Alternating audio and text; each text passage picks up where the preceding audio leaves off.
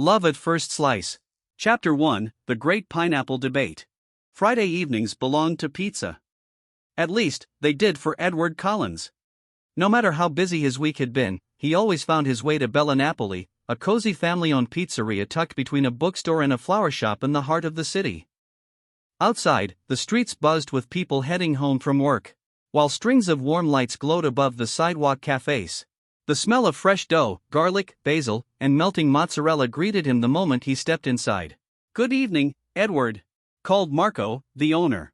"The usual? You know me too well. A margarita. Extra basil. No pineapple." Marco laughed. "As if I'd insult my ancestors." Edward grinned and slipped into his favorite corner booth. Or at least, he tried to. "I'm sorry," a waitress interrupted apologetically. "We're completely full tonight. Would you mind sharing your table?" Edward looked around. Every seat was taken. "I suppose that's fine." A few moments later, a woman about his age walked into the restaurant. She wore a cream-colored sweater beneath a camel trench coat, her dark hair loosely tied back. She wasn't dressed to impress anyone. Yet there was something effortlessly elegant about her. The waitress greeted her. "Welcome back, Jane. Busy tonight?" "I'm afraid so." "Would you mind sharing a table?" Jane smiled. "Not at all." She approached Edward's booth. "May I? Please." She slid into the seat opposite him. "Thank you. I'm Edward." "Jane." There was a brief silence as they picked up their menus. Edward had just decided she had kind eyes when he overheard her order. "I'll have the Hawaiian pizza." Edward blinked. "With extra pineapple, please." He lowered his menu slowly. "I'm sorry." Jane looked up. "Did you say something?" "I just need to confirm what I heard." She smiled. "What did you hear?" "That you voluntarily ordered pineapple on pizza." "I did." "And extra pineapple." "Correct." Edward placed a hand dramatically over his heart. "I don't think we can be friends." Jane laughed. "That seems a little extreme." "Extreme?" He leaned forward. Somewhere in Italy, a grandmother just dropped her rolling pin. Jane couldn't help smiling. "So you're one of those people." "What people?" "The pineapple police." "I'm defending civilization." "No." "Yes." "You're defending your personal preference." Edward raised an eyebrow. "Tomatoes. Cheese. Basil. Perfect." Jane folded her arms. "You're forgetting something." "What?" "Taste. The pineapple improves it." "It absolutely does not. It balances the saltiness. It commits a culinary crime. It adds sweetness. It ruins dinner." The couple at the next table had stopped talking. One of them whispered, "I think he's losing." Edward pointed at them. "No outside coaching." Jane chuckled. "So tell me, what terrible experience made you hate pineapple pizza so much?" "My university roommate." "I'm listening." "He insisted everyone should love Hawaiian pizza. And he ordered it every Friday." "Still doesn't explain the trauma." Edward sighed dramatically. "The pineapple juice soaked into every slice." Jane burst into laughter. "So? It contaminated the pepperoni?" "It contaminated everything." "I survived 3 years." She shook her head. "You've been carrying this emotional wound for quite some time." Marco appeared carrying their drinks. "Still debating?" Edward looked up. "Tell her pineapple doesn't belong on pizza." Marco wisely stepped backwards. "I've been married 32 years. I no longer take sides." Jane laughed. "A smart man." The owner disappeared into the kitchen. Edward smiled. "Coward." "I heard that," Marco shouted from behind the ovens. The restaurant erupted in laughter. Jane took a sip of sparkling water. "So, you've never even tried a good Hawaiian pizza, have you?" "I have. And I've spent years trying to forget it." She smiled mischievously. "I think your problem is that you've never had one made properly." "And what qualifies you as an expert?" "My grandfather." "Oh? He owned a pizzeria. Edward leaned back. Interesting. He also taught culinary history. Now Edward looked intrigued. I wasn't expecting that. Most people don't. She smiled. They assume pineapple lovers don't know anything about food. I didn't say that. You were thinking it. I was considering it. Close enough. The waiter arrived balancing 2 pizzas. He carefully placed Edward's classic margarita before him. Then he set Jane's Hawaiian pizza on the table. Golden cheese bubbled around smoky ham. Bright pineapple chunks glistened beneath fresh basil leaves. Edward looked at it as though it might explode. Jane picked up a slice. Would you like to try one? No. You're judging without evidence. I've already gathered evidence. You gathered prejudice. I gathered experience. She laughed again. You know. What? I think you'd make an excellent history student. Why? Because people who love history know traditions change. Edward frowned. What has history got to do with pineapple? Jane rested her elbows on the table, her eyes sparkling with excitement. Quite a lot, actually. She smiled. Did you know that most people misunderstand the history of pizza? Edward paused, his curiosity getting the better of him. No. I didn't. Jane grinned. Then perhaps. Before we argue about pineapple, I should tell you the remarkable journey that pizza took before it ever reached this table. Edward smiled despite himself. For the first time all evening, the debate wasn't about winning. It was about listening. And neither of them realized that the most important thing they'd discover that night wouldn't be the history of pizza. It would be each other. Chapter 2, Pizza Has a History. Edward folded his arms and smiled. All right. You have my attention. Jane lifted her slice of Hawaiian pizza with theatrical confidence. But first, she took a bite. Edward shook his head. I can't believe you're enjoying that. She chewed thoughtfully. I can't believe you're missing out. He laughed. I'll survive. We'll see. The restaurant buzzed with conversation around them, but somehow their little corner had become its own world. Even Marco, pretending to polish glasses behind the counter, seemed to be listening. Jane rested her elbows on the table. Most people think pizza has always looked like this. She gestured toward their meals. Tomato sauce. Cheese. Beautiful crust. But that's only part of the story. Edward nodded.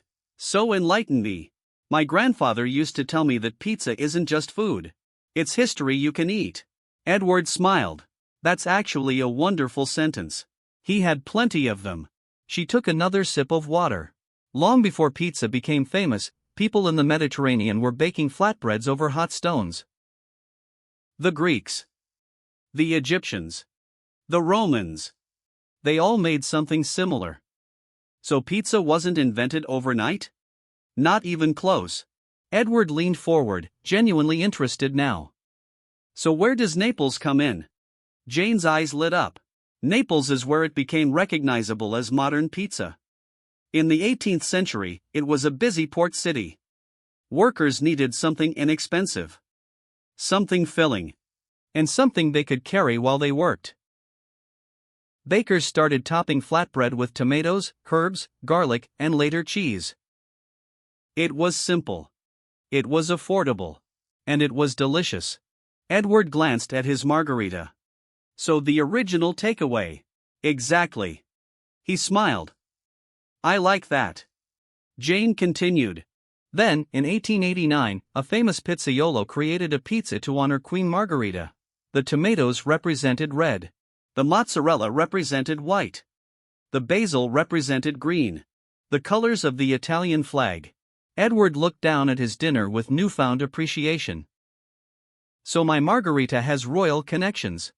It certainly does. I knew I had excellent taste. Jane rolled her eyes playfully. Don't get too smug. I'm trying.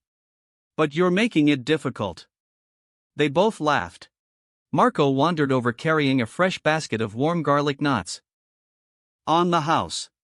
Edward looked surprised. We didn't order these.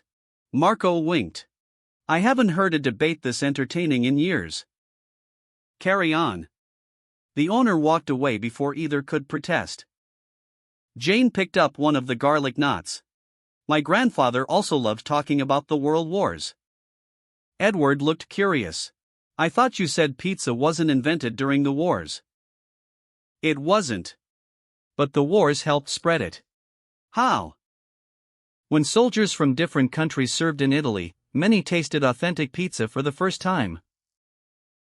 And after the wars, Italian immigrants opened pizzerias around the world. Returning soldiers told stories about the food they discovered.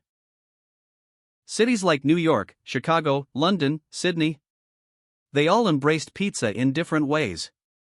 Edward nodded slowly. So pizza traveled. It evolved. It adapted. Exactly. Jane smiled. That's why I never understand people who insist there's only one correct pizza. Edward pointed at her Hawaiian slice. There are limits. She laughed. Of course there are. I'm not suggesting marshmallows. Good. Or chocolate sauce. Excellent. But think about it. She leaned closer.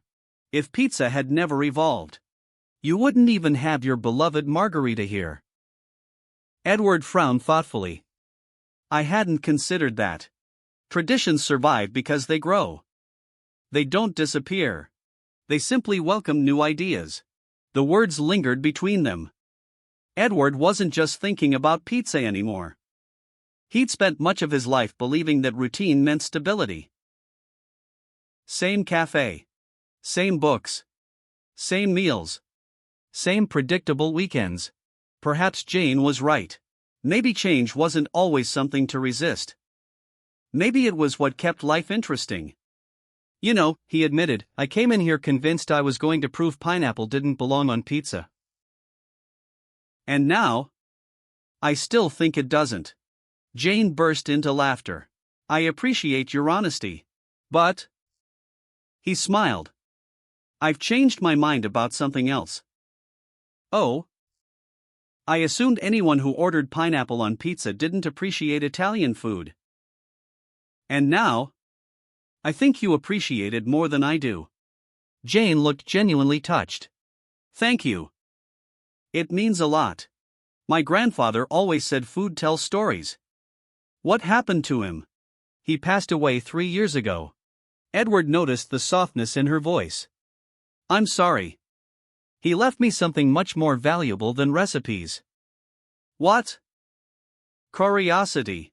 He taught me that every meal has a history. Every tradition has a beginning. And every stranger has a story worth hearing. Edward smiled. He sounds like a wise man. He was. She looked at him thoughtfully. So? I've told you why I love pizza. What about you? Edward chuckled. My story isn't nearly as interesting. I'll be the judge of that. He took a slow breath. When I was a kid, my father worked nights. We rarely had dinner together. But every Friday, no matter how tired he was, he'd bring home a pizza. We'd eat it sitting on the living room floor while watching old movies. Jane smiled. So Friday pizza became tradition. It became home. Neither of them spoke for a moment. The argument that had begun with pineapple had somehow become something entirely different. They were no longer debating toppings. They were sharing memories. Sharing family. Sharing pieces of themselves. Marco appeared beside their table again. I've made a decision. Edward looked up. About what? The debate. Jane grinned. Who's winning? Marco folded his arms dramatically. Neither of you. They looked puzzled. He smiled. Because the best pizzas, like the best people, come in many different varieties. Jane laughed. Edward shook his head. That's suspiciously philosophical for a pizza chef. Marco pointed toward the kitchen. 40 years of making pizza teaches you one important lesson. And what's that? He smiled knowingly. The right company matters far more than the toppings. As Marco disappeared into the kitchen, Edward found himself looking across the table at Jane. For the first time that evening, he realized he no longer cared who won the argument. He was enjoying the conversation far too much to let it end. Chapter 3: A Slice Shared. The dinner rush had begun to fade. Families drifted out into the evening. Couples lingered over dessert. The rain that had threatened earlier now fell softly outside the restaurant windows, turning the city lights into shimmering ribbons of gold and blue. Edward glanced at Jane's Hawaiian pizza. 3 slices remained. She noticed. You've been staring at it for at least 2 minutes. I've been evaluating it. You've been judging it. That too. Jane smiled mischievously. I have a proposal. I'm listening. You eat 1 slice. Edward looked horrified. And in return? I'll try your margarita. You've had margarita before. I have. But not yours. He laughed. That somehow sounds more romantic than I think you intended. Jane felt herself blush. Let's pretend I planned it that way. Edward looked down at the Hawaiian pizza as though it were a final exam. If I hate it, you can say I told you so. If I like it, you'll have to admit you've been wrong all these years. I refuse to agree to such dangerous terms. She slid the plate toward him. Be brave. The diners at the neighboring table quietly watched. Even Marco leaned against the counter, pretending to organize receipts. Edward picked up a slice. He held it several inches from his face. You realize this could change my life? Jane nodded solemnly. History is being made. He sighed dramatically. For science. For curiosity. For peace between pineapple lovers and pineapple skeptics. He finally took a bite. Jane studied his face. At first, nothing. Then his eyebrows lifted ever so slightly. He chewed. Swallowed. Chewed again. Well. Edward looked offended. I dislike the fact that this isn't completely terrible. Jane burst into laughter. That's the closest thing to a compliment you're capable of, isn't it? I refuse to go further. So you admit it's edible? Barely. Tasty? I didn't say that. But you're considering another bite. Edward looked down. To his horror, he was. Jane grinned triumphantly. I win. You absolutely do not. You took a second bite. I was verifying my first conclusion. You were enjoying it. I was gathering additional evidence. The elderly gentleman at the neighboring table chuckled. My wife won our pineapple argument 40 years ago. His wife smiled sweetly. He's still pretending he doesn't like it. Edward pointed toward them. I appear to be surrounded. Jane laughed until tears formed in her eyes. You know. I haven't laughed this much in months. Edward looked at her. Neither have I. The words hung gently between them. Neither rushed to fill the silence. A waiter appeared carrying 2 tiny desserts. We didn't order these, Edward said. Marco smiled from behind the counter. You've become tonight's entertainment. The desserts were miniature tiramisus. Jane looked delighted. My favorite. Edward raised an eyebrow. Really? You? What does that mean? I expected pineapple cheesecake. She nudged his arm across the table. Very funny. Thank you. They shared the desserts while continuing their conversation. The debate slowly drifted away from food. So, Jane asked, what do you actually do? I'm an architect. Her eyes widened. That explains a lot. What does? The way you described pizza. You talked about structure. Balance. Foundation. Edward laughed. I never realized. What about you? I'm a history teacher. I knew it. You did not. I absolutely did. What gave me away? You looked genuinely excited explaining 18th century Naples. I may have become slightly carried away. Slightly? She smiled. My students usually tease me. They say I can make even tax records sound exciting. Can you? If the taxes changed history. I believe you. Edward found himself smiling more than he had in weeks. There was something wonderfully effortless about talking with Jane. There was no awkwardness. No pretending. No trying to impress one another. Just curiosity. Outside, the rain grew heavier. The windows fogged slightly from the warmth inside. Jane glanced at her watch. Oh. It's nearly 10. Edward looked surprised. We've been here over 3 hours. Have we? It doesn't feel like it. No. It really doesn't. Marco wandered over carrying the bill. I'm afraid I'm closing. Jane looked around. The restaurant was almost empty. Only they remained. I'm sorry, she said. We didn't realize. Marco smiled warmly. You've reminded me of my wife and me. When we first met, we stayed talking until sunrise. Jane smiled. What happened then? I married her. Edward grinned. That's setting the bar rather high. Marco winked. You never know. He walked away, leaving them both smiling awkwardly. They stepped outside together. The cool evening air smelled of rain, fresh bread, and blooming jasmine from nearby planters. Edward opened his umbrella. Jane hesitated. I don't have one. Then we'd better share. She stepped beneath the umbrella beside him. Their shoulders brushed. For a brief moment, neither spoke. The city seemed quieter now. Cars rolled gently through rain-slick streets. Reflections danced across the pavement. It turns out, Edward said softly, we disagree about pizza. But agree about history. And books. Jane added. And old movies. And Italian desserts. And laughing at ourselves. Edward nodded. Not a bad start. Jane looked up at him. No. It isn't. As they reached the corner where their paths would separate, neither seemed eager to say goodbye. Edward cleared his throat. I know this might sound strange. Jane smiled. After arguing with a stranger about pineapple? I suppose nothing sounds strange anymore. He laughed. I was wondering if you'd like to do this again. You mean another pizza debate? I was thinking coffee. But I'm open to continued negotiations. Jane pretended to think. Only if I get to choose the cafe. Deal. And.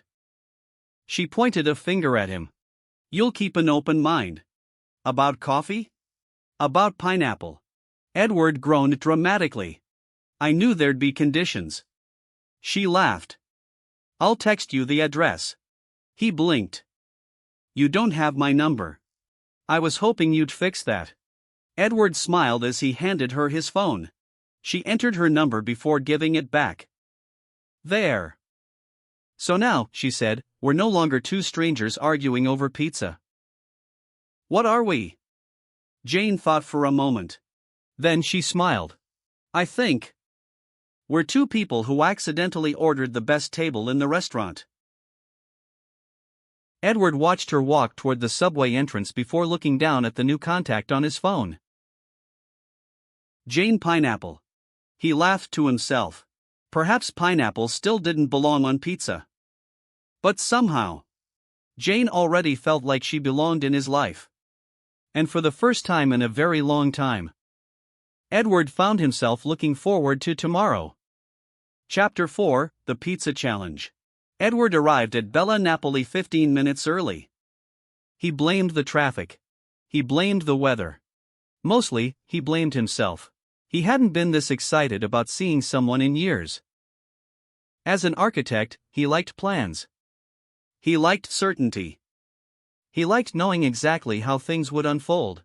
Jane had already managed to disrupt all of that in the best possible way. The familiar bell above the restaurant door chimed. Edward looked up. Jane walked in wearing dark jeans, white trainers, and a light blue blouse beneath a tan jacket.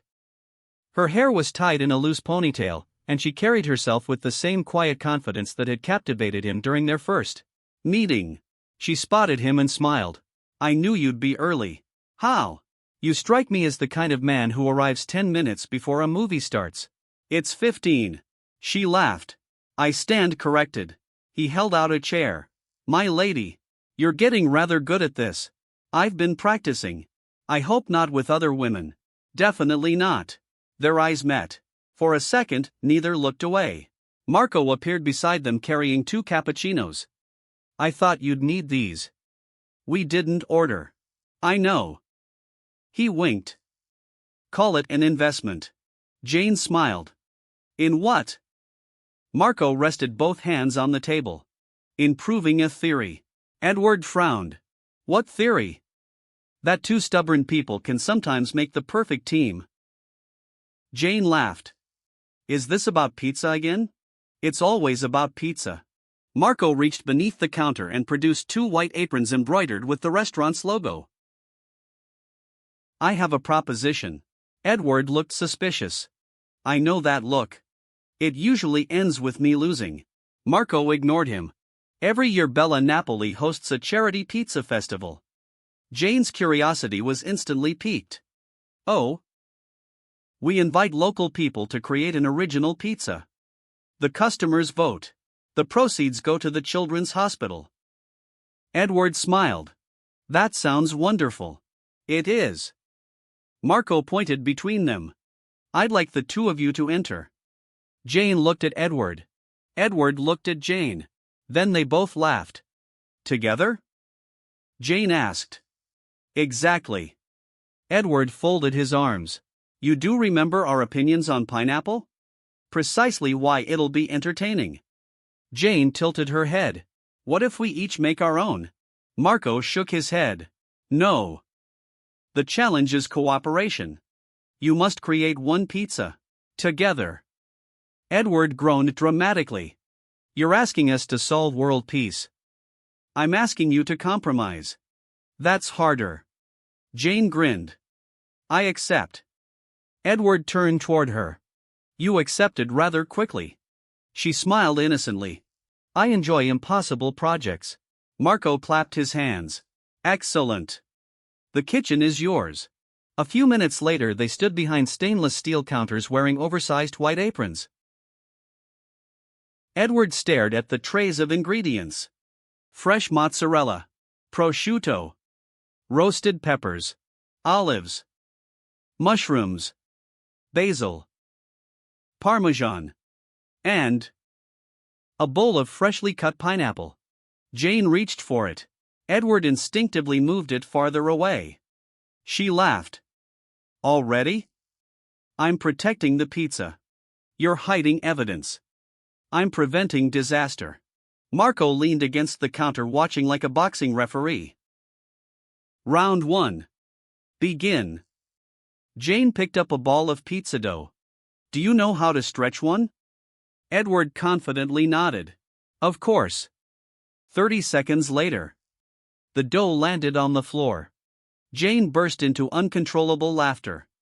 "The architect has structural issues." "It slipped." "It flew." "It betrayed me." Marco tossed Edward another ball of dough. "Try again." Jane stepped beside him. "May I?" Without waiting for permission, she gently placed her hands over his. "Don't force it. Guide it." Their fingers touched. Edward forgot entirely about the dough. Jane looked up. "What?"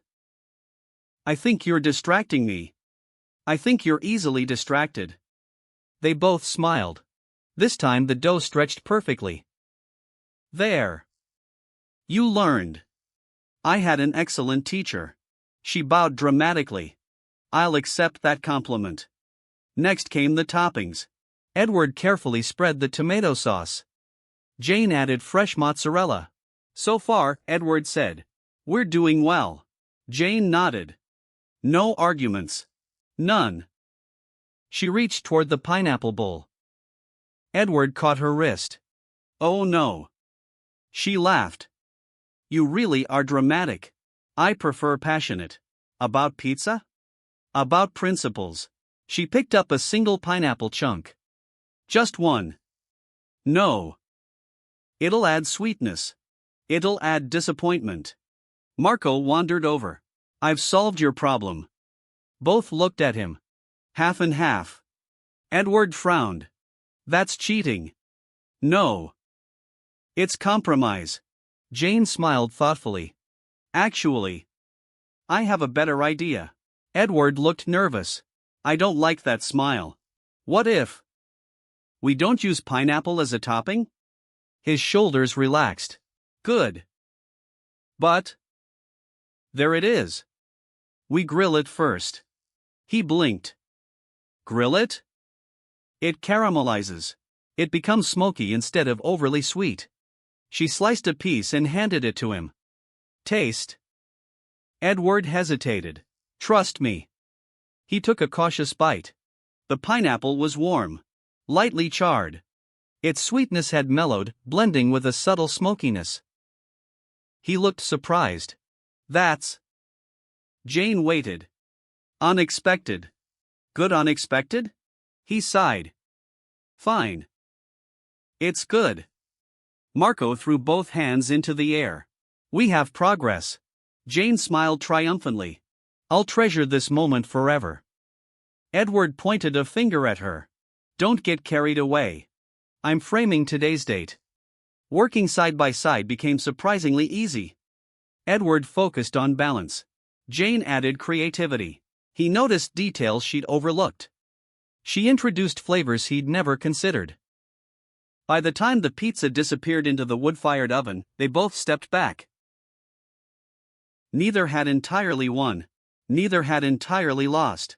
Instead, they had created something neither would have made alone. Good. But there it is. We grill it first. He blinked. Grill it? It caramelizes. It becomes smoky. Instead of overly sweet. She sliced a piece and handed it to him. Taste. Edward hesitated. Trust me. He took a cautious bite. The pineapple was warm, lightly charred. Its sweetness had mellowed, blending with a subtle smokiness. He looked surprised. That's. Jane waited. Unexpected. Good unexpected? He sighed. Fine. It's good. Marco threw both hands into the air. We have progress. Jane smiled triumphantly. I'll treasure this moment forever. Edward pointed a finger at her. Don't get carried away. I'm framing today's date. Working side by side became surprisingly easy. Edward focused on balance. Jane added creativity. He noticed details she'd overlooked. She introduced flavors he'd never considered. By the time the pizza disappeared into the wood-fired oven, they both stepped back. Neither had entirely won. Neither had entirely lost. Instead, they had created something neither would have made alone. Marco removed the finished pizza several minutes later. Golden cheese bubbled across the crust. Fresh basil added. Bright green color. Prosciutto curled delicately around roasted peppers. Tiny pieces of caramelized pineapple glistened between pockets of mozzarella. It looked beautiful, Edward admitted it reluctantly. I have to say. Jane folded her arms. Yes? It might actually work. She smiled softly. I've been thinking the same thing. About the pizza? She looked into his eyes. Not just the pizza. For a brief moment, the noisy kitchen disappeared. Neither of them noticed. Marco quietly slipping away with a knowing smile. He'd spent 40 years making pizzas. He knew good combinations. When he saw them, and standing together in his kitchen, Jane and Edward looked like the finest recipe fate had ever written. Chapter 5. Discovering Common Ground. Saturday morning. arrived with brilliant sunshine and clear blue skies. Edward had spent far too long deciding what to wear. He rejected 3 different shirts before settling on a navy polo and light gray chinos. Looking in the mirror, he shook his head. It's a walk around the city, he muttered. Not a royal audience. His phone buzzed. Already outside. Bella Napoli. No pressure, but Marco says we're officially Team Pineapple. Edward smiled. We're changing that name. Jane was waiting outside the restaurant with 2 takeaway coffees in her hands. I remembered your order. Edward accepted the cup. Black coffee. No sugar. She smiled. I pay attention. So do I. He noticed she'd changed her hairstyle. Her hair was loose today, gently moving in the morning breeze. It suits you, he said. What does? Your hair. A faint blush appeared on her cheeks. Thank you. She looked him up and down. You've changed your shoes. Edward blinked. You noticed? I told you. I pay attention. Their first stop was the city's weekend farmers market. The streets were alive with music, children chasing bubbles, and the aroma of fresh bread drifting through the air. Jane paused at almost every stall. You know everyone. I teach history. My students' families own half these businesses. Sure enough, every few minutes someone greeted her. Morning, Miss Bennet. Good morning. Who's your friend? Jane smiled. This is Edward, the elderly baker behind one stall grinned knowingly. Ah. Edward looked puzzled. What does mean? Jane laughed. It means hell tell my mother before lunchtime. They wandered deeper into the market. Edward noticed Jane stopping to chat with an elderly woman selling handmade bookmarks. How's your grandson? Jane asked. Much better now. I'm glad. Edward waited patiently until they continued walking. You know everyone. I like people. She shrugged. Everyone has a story. Sometimes they just need someone willing to listen. Edward smiled quietly. That's one of the reasons you're a good teacher, isn't it? She looked surprised. I've never thought about it. I have. Later they found themselves inside the old city museum. Edward admired the architecture almost as much as the exhibits. Jane admired everything. She stopped before a century-old map. My favorite room. Edward looked around. I would have guessed ancient weapons. She laughed. I'm a historian, not a pirate. She pointed to the map. Look, the city used to end here. Edward studied it. Half the neighborhoods didn't exist. Exactly. The city grew because people kept imagining something bigger. He smiled. That's remarkably similar to architecture. Jane turned toward him. Really? We don't just design buildings. We imagine how people will live inside them. She looked thoughtful. So both our jobs are really about people. Not bricks. Not dates. People. Neither had realized how much they shared. As they left the museum, clouds began gathering overhead. Within minutes, rain. Not heavy, just enough to send everyone hurrying beneath shop awnings. Edward opened his umbrella. Jane laughed. You actually remembered one. I learned from experience. What experience? You. She smiled warmly. Standing beneath the umbrella felt strangely familiar. Their shoulders brushed as they walked. Neither moved away. Can I ask you something? Edward said. Anything. Why are you single? Jane looked genuinely amused. Straight to the difficult questions. I suppose I am. She thought for a moment. I spent 6 years with someone. Edward waited. He wanted everything planned. 5-year plans. 10-year plans. He even scheduled spontaneous weekends. Edward laughed. Is that possible? Apparently. But somewhere. She looked ahead. We forgot to actually enjoy each other's company. What happened? We became excellent roommates. Terrible partners. Edward nodded slowly. I understand that. You do? I was engaged. Jane stopped walking. You were? He nodded. 3 years ago.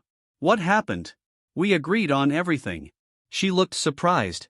Isn't that supposed to be good? So I thought.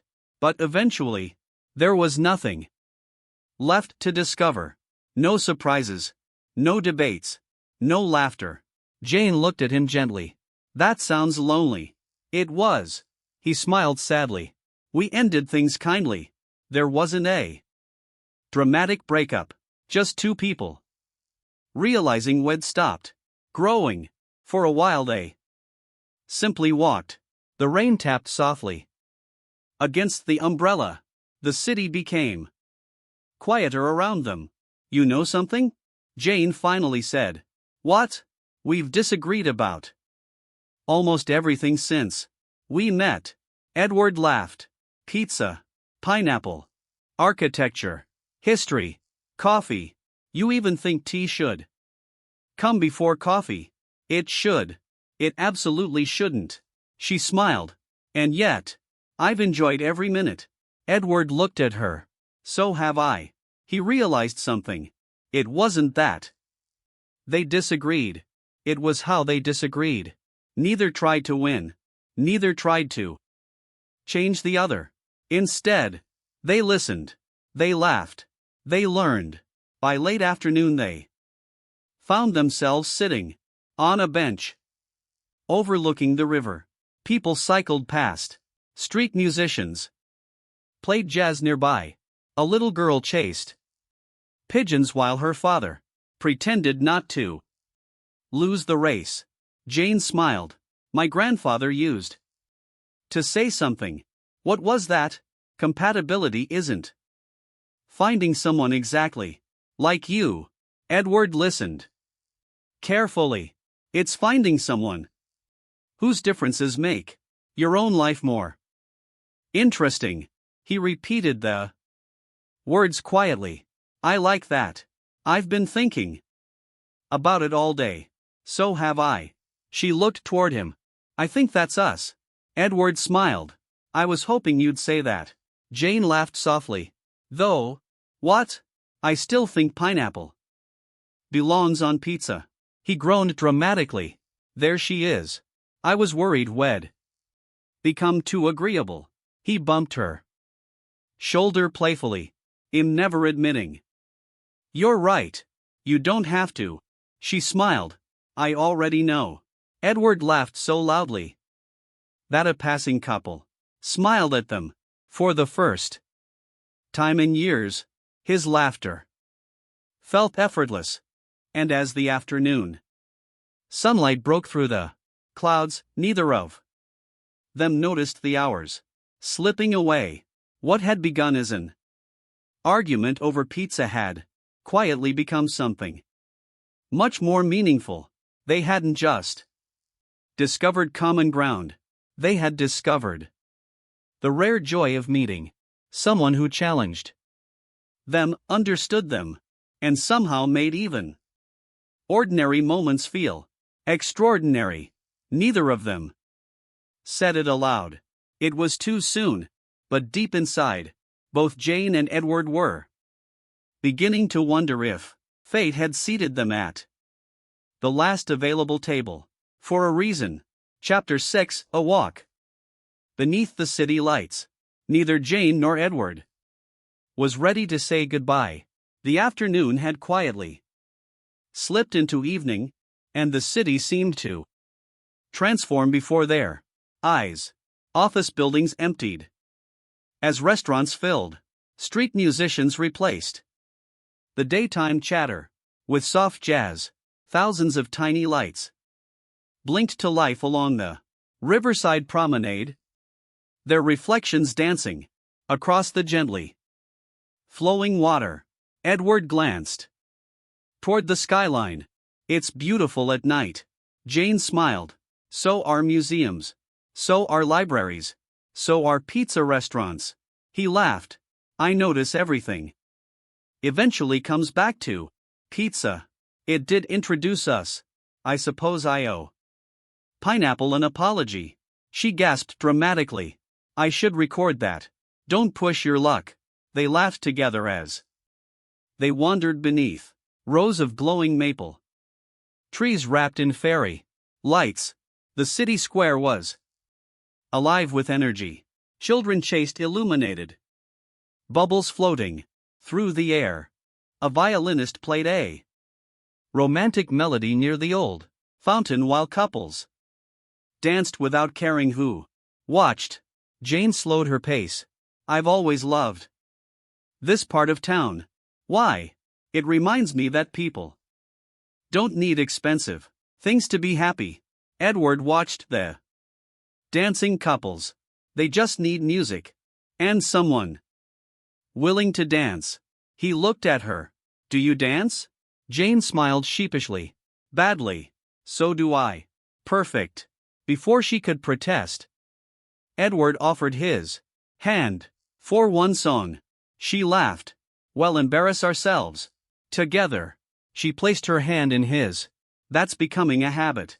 The violinist began playing an old Italian love song. Neither Jane nor Edward knew the steps. They simply swayed, occasionally stepping on each other's feet, occasionally laughing, never letting go. An elderly woman watching nearby smiled at her husband. They remind me of us. He squeezed her hand. 48 years ago, when the music ended, Jane was still laughing. I warned you. I think we looked terrible. Edward shook his head. I disagree. We looked happy. She looked at him. For a long moment. We did. As they continued walking, they passed a tiny bookstore tucked between two cafes. A handwritten sign in the window read, Blind date with a book. Jane stopped instantly. Oh, I love these. Edward looked confused. What is it? The books are wrapped. You can't see the title. You choose based only on a few clues. He smiled. So it's like speed dating for readers. Exactly. Inside, shelves stretched from floor to ceiling. The owner greeted Jane by name. You've brought company. Jane smiled. This is Edward. The elderly bookseller studied them both with an experienced eye. You suit each other. Neither knew how to respond. Instead, Jane quickly wandered toward the wrapped books. Edward quietly followed. One package read, For someone who believes love can arrive unexpectedly. Jane picked it up. I think this one's mine. Edward found another.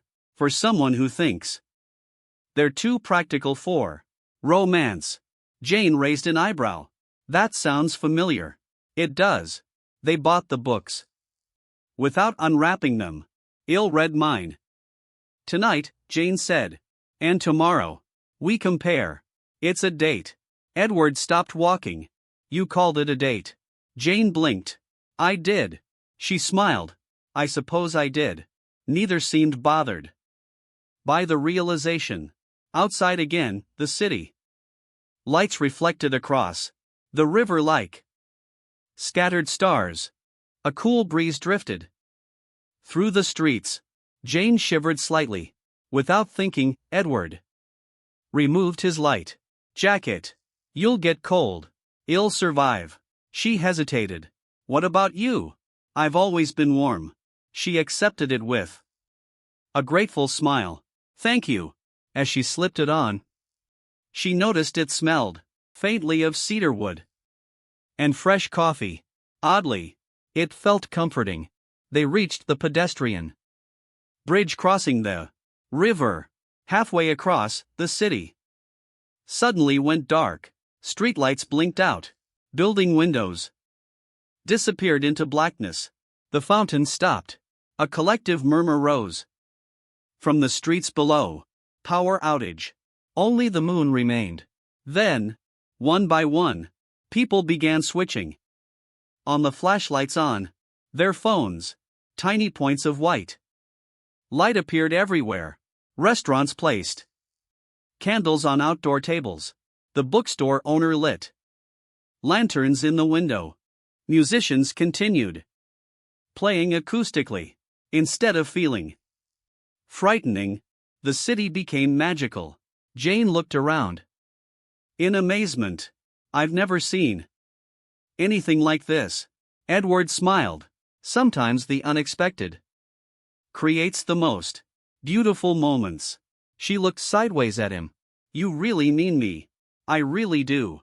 For a second, neither spoke. The sounds of traffic had disappeared.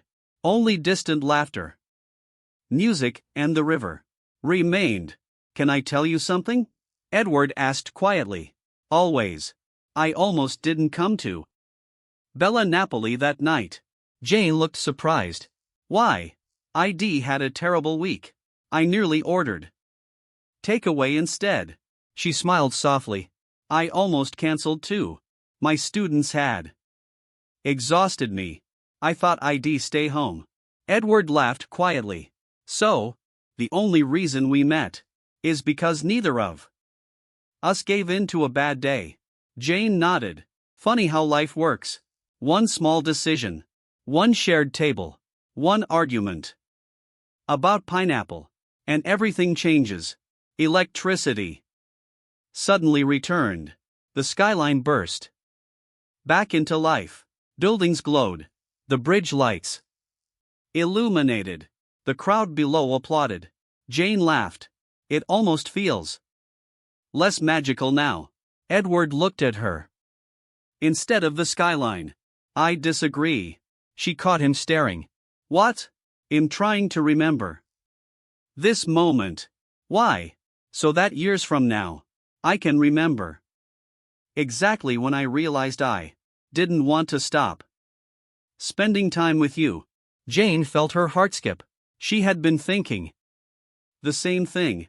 She simply hadn't been brave enough to say it. Instead, she reached for his hand. Just for a moment. Their fingers intertwined naturally. Neither questioned it. Neither pulled away. Hand in hand, they crossed the bridge beneath the glowing city lights. Two people who had begun their story arguing over pineapple on pizza.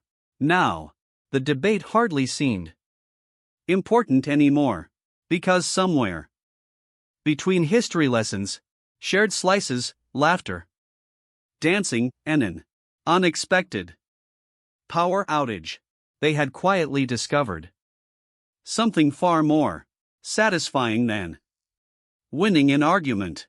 They had discovered each other, and neither wanted the evening to end. Chapter 7: The Charity Pizza Festival. By Saturday morning, Bella Napoli looked nothing like its usual self. Colorful banners stretched across the entrance. Long wooden tables lined the sidewalk, each covered with fresh herbs, bowls of tomatoes, handmade dough, and every topping imaginable.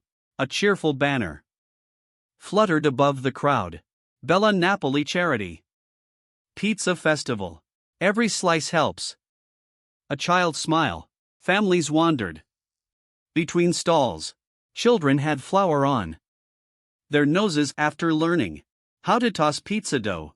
A local jazz band played upbeat Italian classics, while volunteers collected donations for the city's children's hospital. Jane looked around in amazement. I had no idea it would be this big. Marco smiled proudly. We've been doing it for 15 years. Last year we raised enough money to renovate the children's playroom. Edward looked impressed. And this year? We're hoping to build a family waiting lounge. Jane smiled. Now I really want us to do well. Marco winked. Winning isn't the important part. Edward raised an eyebrow. That's what organizers always say. Marco laughed. No, the children are the important part. The competition simply gets everyone excited. Contestants bustled around the outdoor kitchen. Stations. Some wore matching chef jackets. Others had elaborate recipe books. One elderly Italian couple argued passionately about oregano. A teenager insisted chocolate belonged on pizza. Edward leaned toward Jane. Suddenly, pineapple doesn't seem so controversial. Jane laughed. We've moved up in the rankings. Marco handed each of them a white apron, embroidered with Team Second Slice. Edward frowned. Second slice? Jane laughed. I like it. What does it mean? Marco smiled. The first slice introduces you. The second slice tells you whether you'll stay. Jane glanced sideways at Edward. I rather like that. So do I, he admitted. The judges were introduced one by one. A local food critic, the mayor, a retired Italian chef, and Mrs. Romano, an 83-year-old grandmother who had opened the city's very first authentic Italian restaurant decades earlier. Marco leaned toward them. She's the one you need to impress. Edward whispered. I'm terrified. Jane smiled. Good. It means you'll concentrate. Contestants. Marco announced through a microphone. You have 45 minutes. The square erupted into activity. Jane immediately reached for the dough. Edward organized ingredients into neat rows. She laughed. You alphabetize your toppings, don't you? I organize by cooking sequence. Of course you do. And you? I create controlled chaos. It isn't controlled. It is in my head. He smiled. I'll trust you. Soon they were working together with surprising ease. Edward rolled the dough. Jane prepared the sauce. He carefully arranged the mozzarella. She roasted peppers over an open flame. At one point they reached for the basil at exactly the same time. Their hands brushed. Neither pulled away immediately. Instead they smiled. This is becoming a habit, Jane whispered. I'm not complaining. Neither was she. Nearby, another team accidentally flipped an entire pizza onto the pavement. The crowd groaned, then applauded as the contestants laughed and started over. Jane smiled. I like this. Nobody's trying to be perfect. Edward nodded. They're just enjoying themselves. She looked at him. I think that's why we're working so well. Because we're not trying to beat each other anymore. We're creating something together. 20 minutes later came the biggest decision. The pineapple. Edward stared at the small bowl. Jane folded her arms. This is your moment. He sighed dramatically. I can't believe him considering this. You don't have to. No. I want to. She blinked. You do? I trust you. The words caught her off guard. He picked up several caramelized pineapple pieces. Not because I suddenly think pineapple belongs on every pizza. She smiled. But because I believe it belongs on ours. Jane felt warmth spread through her chest. That sentence had very little to do with pizza. The pizza slid into the glowing wood-fired oven. They watched the flames dance around the crust. Neither spoke. Finally Edward broke the silence. Nervous? A little. You? I'm more nervous about the judging than I ever was. Presenting architectural designs. Jane laughed. Really? At least buildings. Don't answer back. When the timer rang, Marco carefully lifted their pizza onto a wooden board. The crowd murmured. Golden mozzarella. Bubbled beautifully. Fresh basil added. Vibrant color. Thin slices of prosciutto. Curled delicately. Around roasted peppers. Tiny cubes of caramelized pineapple shimmered. Among ribbons of parmesan. It looked elegant. Modern. Balanced. Jane smiled. It turned out beautifully. Edward nodded. So did we. She looked at him. What? I wasn't talking about the pizza. Before she could answer, the judges arrived. Mrs. Romano took the first bite. Everyone held their breath. She chewed thoughtfully, closed her eyes, then reached for another bite. The food critic nodded appreciatively. The sweetness is subtle. The pineapple doesn't overpower. It supports. The mayor smiled broadly. I'd order this. Edward whispered. I think we're alive. Jane squeezed his hand beneath the table. So far. Hours later, after every team had presented its pizza, Marco returned to the microphone carrying a small golden trophy shaped like a pizza peel. Ladies and gentlemen, the judges have reached their decision. The crowd fell silent. Third place. Applause. Second place. More applause. Jane glanced at Edward. He smiled reassuringly. No matter what. She nodded. I know. Marco lifted the trophy. This year's charity Pizza Festival champions are. He paused dramatically. Team Bella Nana. The elderly Italian couple embraced while the crowd cheered. Jane and Edward applauded enthusiastically. Edward leaned toward her. Are you disappointed? She looked around the square. Children laughed while volunteers counted donations. Families shared slices together. Marco hugged every contestant regardless of the results. She smiled. Not even a little. You? He shook his head. I think we already won. Just then Marco walked over carrying another plaque. This, he announced loudly enough for everyone nearby too. Here is our first ever People's Choice Award. Jane looked puzzled. We have one of those? We do now. He handed them the plaque. Most creative collaboration. The crowd applauded. Mrs. Romano approached with a warm smile. In 50 years of making pizza, I've learned something. Jane listened carefully. The best recipes, she looked from Jane to Edward, aren't the ones where every ingredient is the same. They're the ones where each ingredient makes the others better. Edward smiled. That sounds like life. Mrs. Romano nodded knowingly. It is.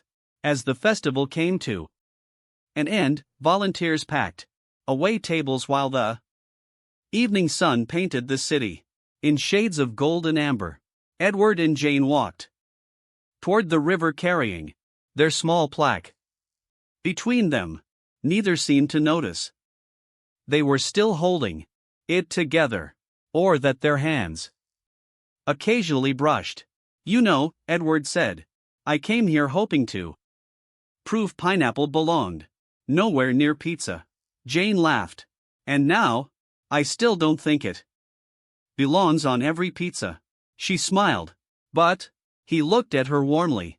I think some recipes are worth changing for.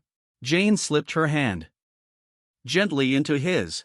This time, neither pretended it happened by accident.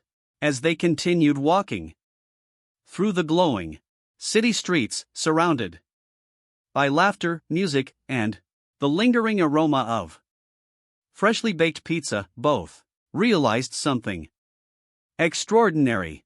The greatest thing they'd created together that day wasn't the award-winning pizza. It was the beginning of a love story neither of them had ever expected. And somehow, it all started with a disagreement over pineapple. Chapter 8, Under the starlit rooftop. The festival was over. The last tables had been folded away.